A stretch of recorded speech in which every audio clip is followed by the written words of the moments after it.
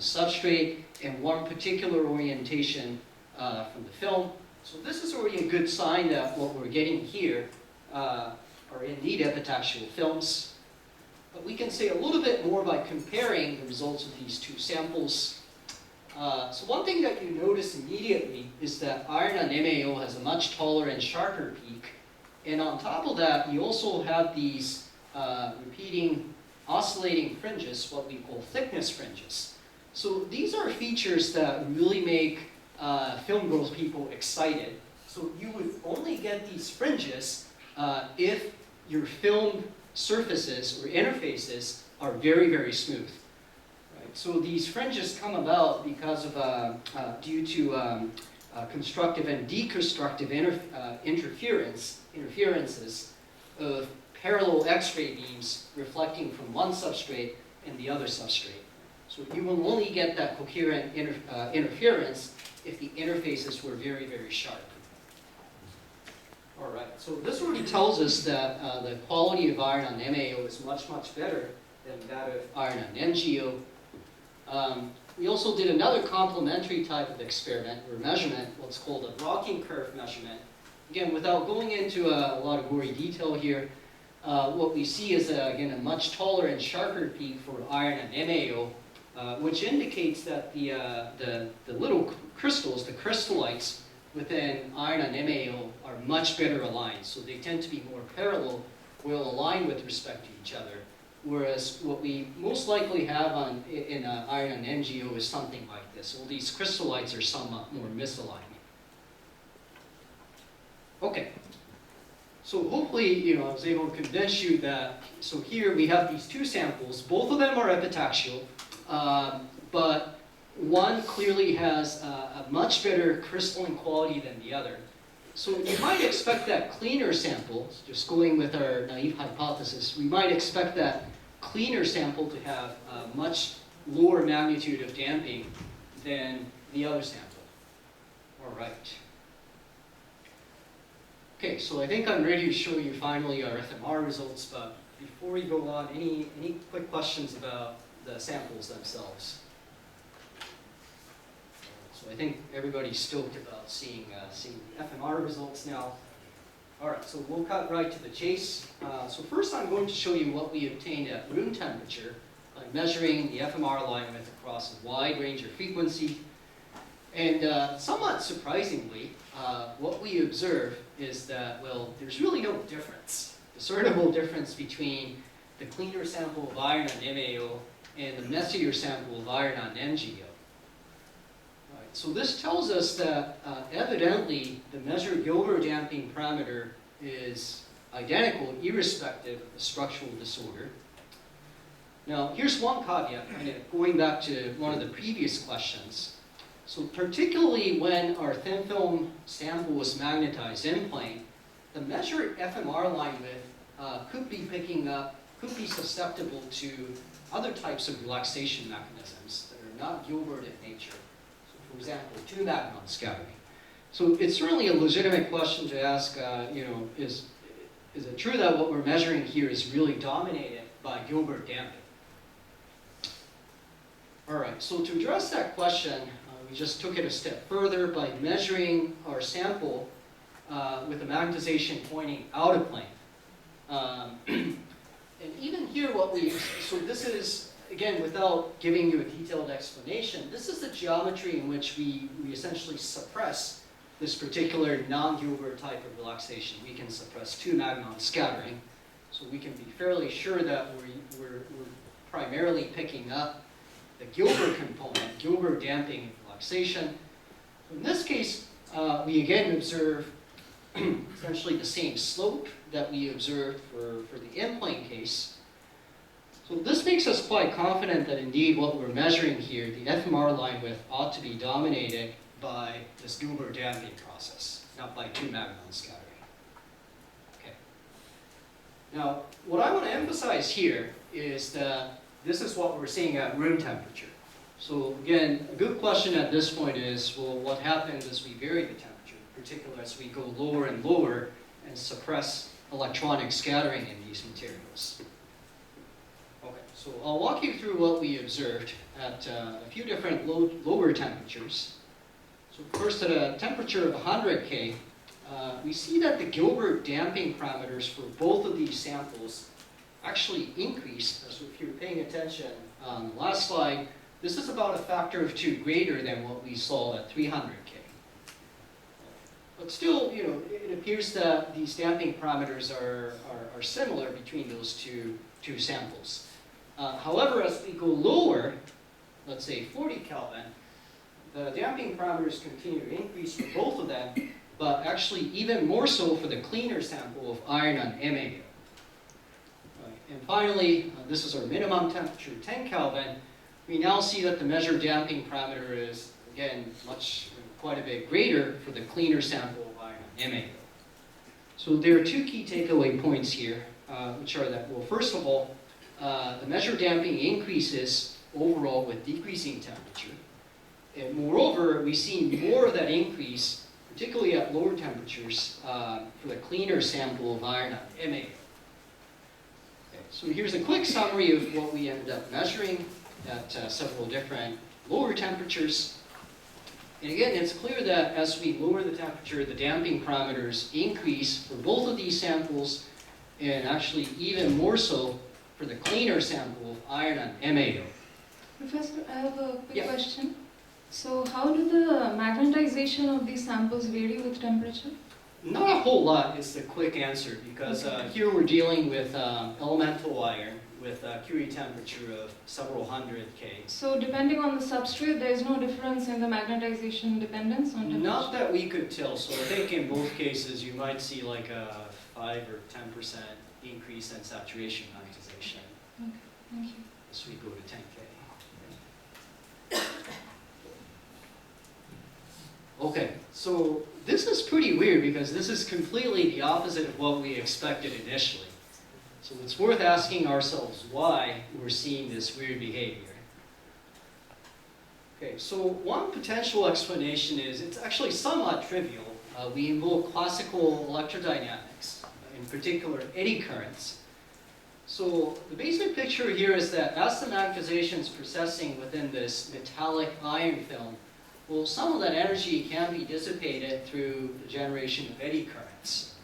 Right? So the picture again here is magnetization. As the magnetization processes, the magnetic flux through any kind of loop that you draw here might be changing with respect to time, thereby generating, thereby inducing an electric current. So it seems plausible that as we lower the temperature, our iron film becomes more conductive.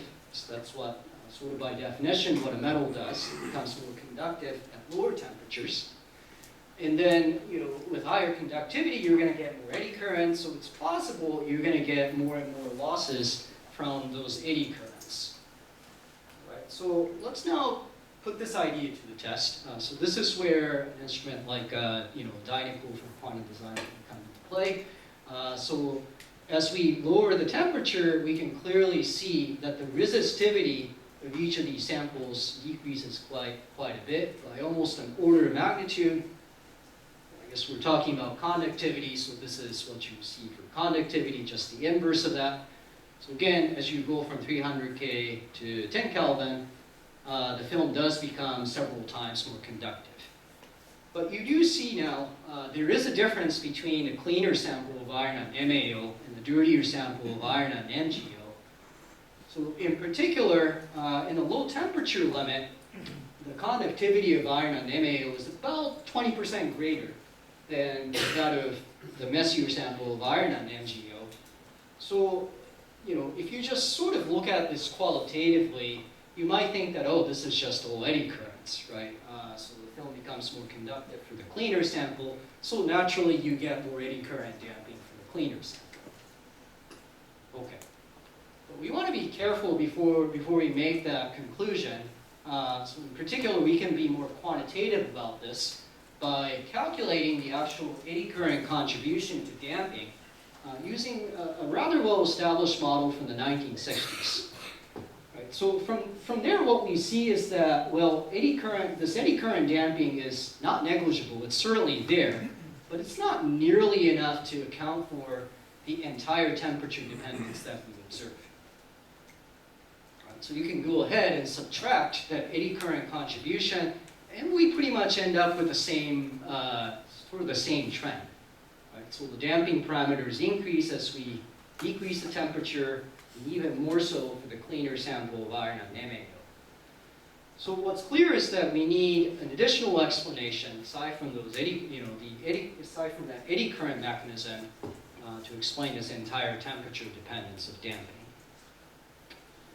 Okay, so essentially we're pretty much back where we started just a couple of minutes ago, still scratching our heads, wondering why is it that we have higher damping for this cleaner sample at lower temperatures. All right, so I got 10 minutes to wrap this up. I think I can make it. So, all right. So let me tell you a little bit about this theory, which dates back to the 1970s.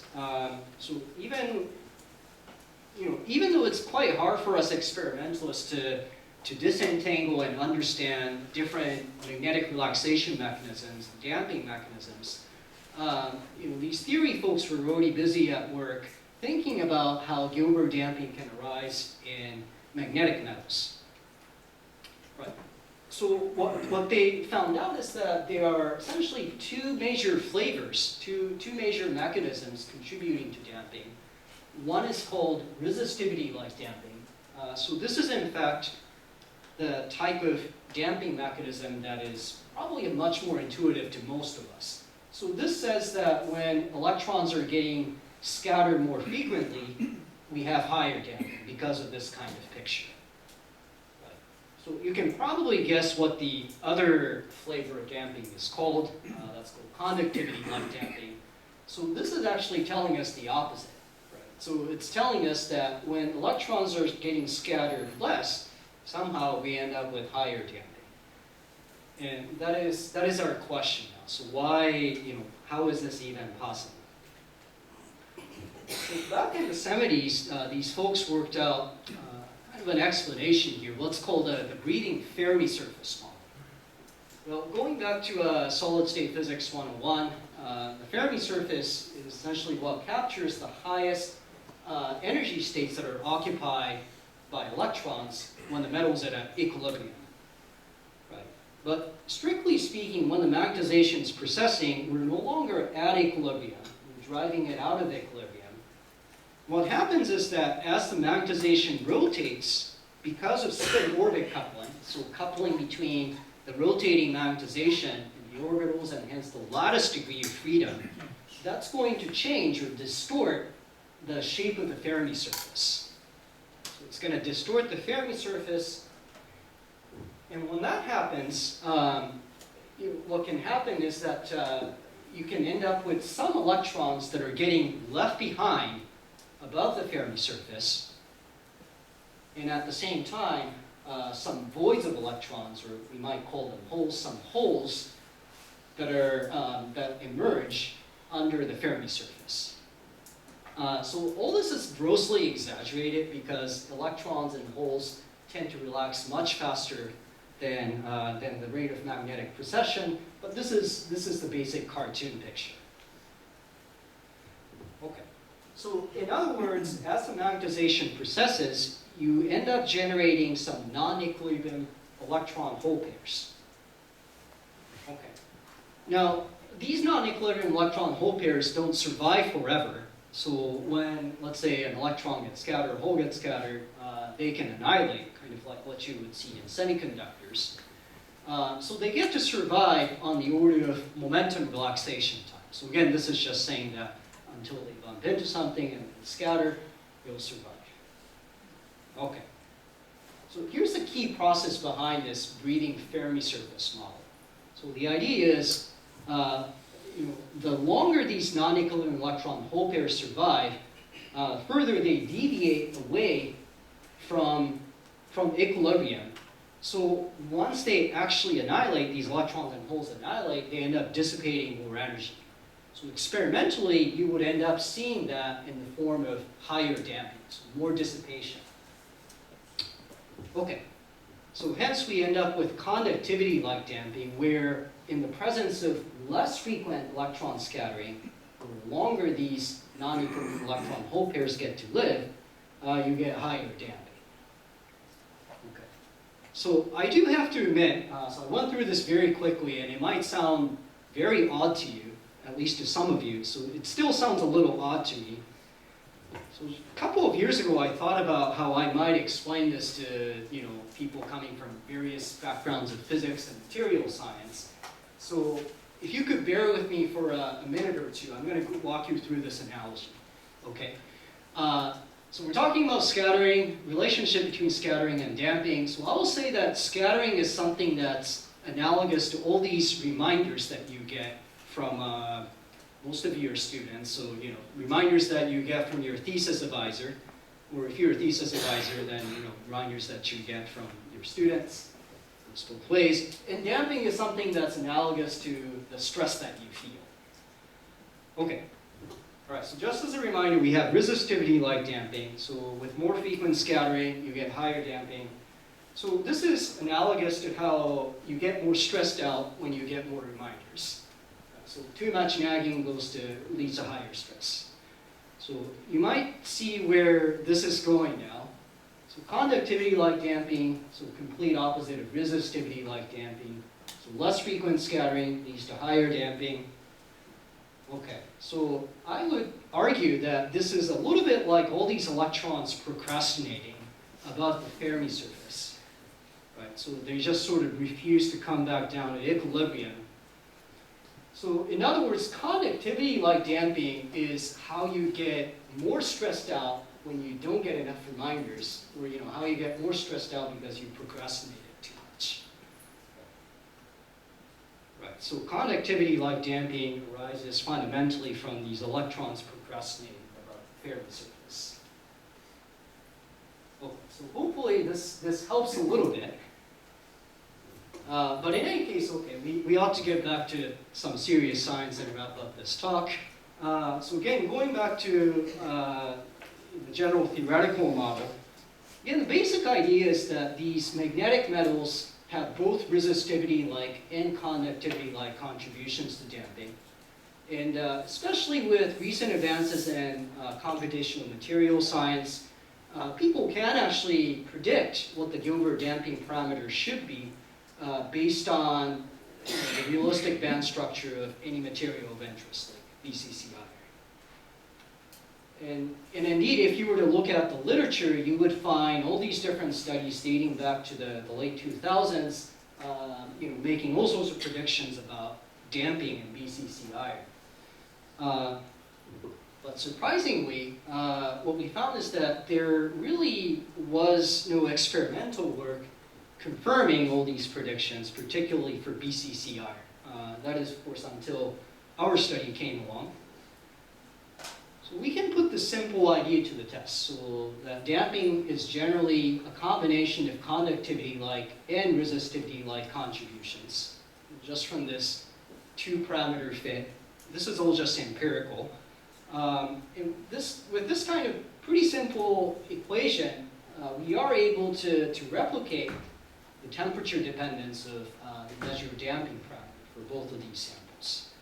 So this seems to give credence to the idea that damping in general does come from conductivity-like and resistivity-like components. We can also more directly compare some of the theoretical results, theoretical predictions with our experimental results. So I'll just go through these real quick. You can see that the agreement's pretty good here, and there's another one where we see good agreement. Okay, so I have 2 minutes. All right, so I do really want to spend a little bit of time on this one here.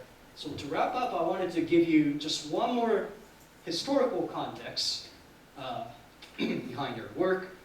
So again, going back to the 1970s, there were actually some experimental folks who decided to measure the temperature dependence of damping in various ferromagnetic iron materials. And what they found was that, for metals like cobalt and nickel, they could see clear signatures of conductivity-like damping. But for whatever reason, they were unable to confirm conductivity-like damping in iron. So it stays So here the damping actually looks to be low resistivity-like. Just keeps decreasing as you pull down the temperature. So this was back in the 1970s. This apparent lack of conductivity like damping in iron remained sort of a mystery in this field, so much so that some theory folks were saying that, well, this is probably not even a real thing. Okay.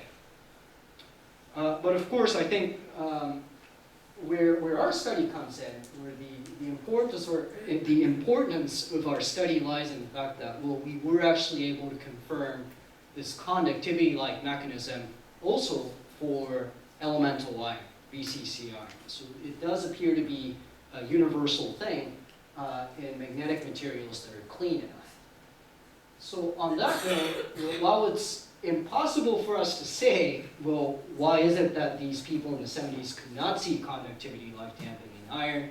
I think our best guess is that perhaps our epitaxial iron films may indeed be quite a bit cleaner than the bulk iron crystals that people were measuring back in the 1970s. So this reinforces the point that conductivity like damping is something that is quite sensitive to the quality or the cleanliness of the measured sample. Okay, so let me quickly wrap up. Only over by 1 or 2 minutes, so that's probably not too bad. So what I have shown you is what we believe to be the first experimental evidence of intrinsic conductivity like Gilbert damping in elemental ferromagnetic metal films. So that's a mouthful, but the bottom line here is that under certain circumstances, you can end up having higher damping, higher dissipation in the presence of less electronic scattering. Okay, so I hope that you find this sort of counterintuitive finding fundamentally interesting, but we also think that this is kind of important for some of the emerging applications, particularly in the low temperature limit. So I know that there is some talk, some interest in making use of magnetic media for, let's say, cryogenic memories, maybe even some quantum information processing. So all that has to take place at low temperatures. So what our result tells us is that it may actually be better to have some amount of disorder, optimal amount of imperfection, to reduce loss and improve coherence in these devices. And this is actually aligned with some of the things that you see over and over in material science, where disorder and defects can actually give you desirable properties. And I might also argue that you can extend this lesson to our own personal development or professional development. So this tells us, I think, somewhat encouragingly that we don't all have to be perfect to do an excellent job at something, right? So some imperfection can actually be a good thing. All right, so with that, I'd like to thank you all for your question. Thank you for your questions and attention, and happy to answer more questions later.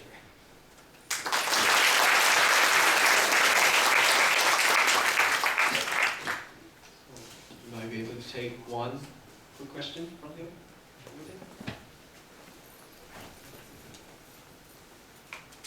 So I just wanted to confirm that for iron on MgO, you did not observe conductivity like damping signature. There is some. Yeah, so it's actually, well, it's not quite as pronounced as the red sample iron on MAO, but it is still there. Yeah. So it is still there, but then there were no signatures of epitaxy for iron on MgO, am I correct? Well, okay, so iron on MgO is still epitaxial. Okay. It's just not high quality epitaxy. I see. Yeah. Okay, thank you. Maybe one more, last one.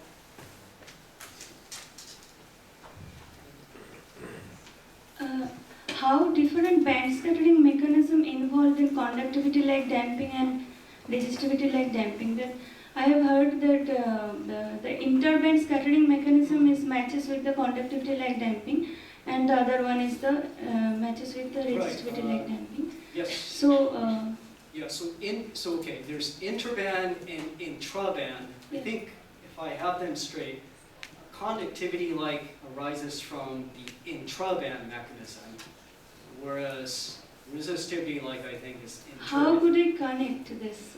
Yeah, so how would it connect?